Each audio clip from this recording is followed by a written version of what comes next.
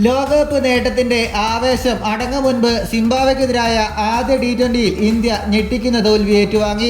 ശുഭ്മാൻ ഗില്ലിന്റെ നേതൃത്വത്തിൽ യുവതാരങ്ങളുമായി ഇറങ്ങിയ Indian team 13 റൺസിന് തോൽവിയാണ് ഏറ്റുവാങ്ങിയത്. ഈ തോൽവിക്ക് പ്രധാന കാരണം നായകൻ ശുഭ്മാൻ ഗില്ലിന്റെ തീരുമാനങ്ങളിലെ പിഴവാണെന്നുള്ള വിമർശനം ഉയരുന്നുണ്ട്. തെറ്റായ തീരുമാനങ്ങൾ ഇവയൊക്കെയാണ്. ടോസ് നേടിയ ശേഷം ആദ്യം ബാറ്റ് ചെയ്യാതെ ഫീൽഡിംഗ് തിരഞ്ഞെടുത്ത ഗില്ലിന്റെ തീരുമാനം ഏറെ വിമർശിക്കപ്പെടുന്നു.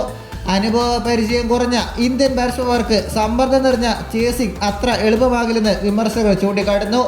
ഈ ദൗർബല്യം മുതലെടുത്ത സിംബാബ്വെ ബോളർമാർ ഇന്ത്യൻ ബാറ്റ്സ്മാൻമാരെ കൂട്ടത്തോടെ പുറത്താക്കുകയാണത്രേ. ബോളിംഗ് മാറ്റത്തിലെ പിഴവ്.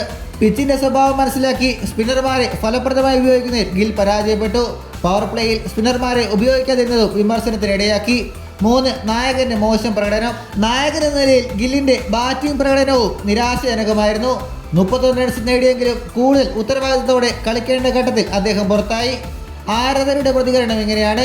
ലോകകപ്പ് നേട്ടത്തിന് ശേഷമുള്ള ഈ തോൽവി ഇന്ത്യൻ ആരാധകരെ നിരാശരാക്കിയിട്ടുണ്ട്. ഗില്ലിന്റെ നായകസ്ഥാനത്തെ ചോദ്യം ചെയ്യുന്നവരുടെ എണ്ണം വർദ്ധിച്ചു വരികയാണ്. സഞ്ജു സാംസൺ പോലുള്ള മികച്ച നായകരായിട്ടുള്ള താരങ്ങളെ പരിഗണിക്കണമെന്നുള്ള ആവശ്യവും ഉയരുന്നുണ്ട്.